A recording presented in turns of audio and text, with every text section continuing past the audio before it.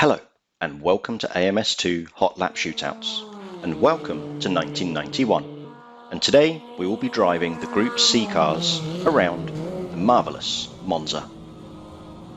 We kick things off with one of the most dominant cars in motorsporting history, the Porsche 962.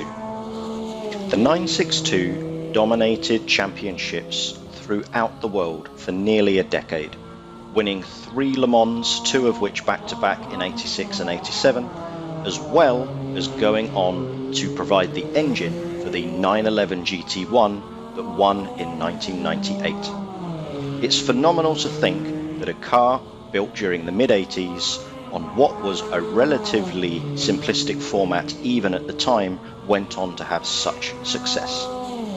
In AMS2, the Porsche is an easy car to get to grips with, and I was up to speed around this historic Monza track within only a few laps, then only able to make small incremental improvements. One little piece of the car which I didn't feel super at home with was the fact that the front is somewhat light and it seems to drift across the track following the bumps and the grooves within the circuit, especially on the curves. This is something that you can tweak out with a little bit of setup adjustment, but overall this car is a great introduction to the historic GT classes and makes for a wonderful pairing around this Monza circuit. Next up, we are looking at the Sauber Mercedes C9. This car is in a different class in terms of power output and straight line speed. It's fairly brutal in the way that it handles, but once you get to grips with it, you are able to well exceed the speeds to which the Porsche could only dream of. The C9 enjoyed its fair share of success as well, winning the 1989 Constructors, Drivers and Team Championship in the World Sports Car Championship, as well as taking home a dominant Le Mans victory.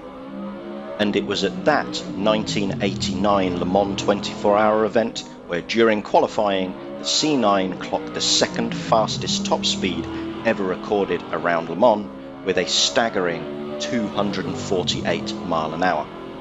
And it was this speed which caused the organisers of Le Mans to add the chicanes to the infamous Le Mans straights.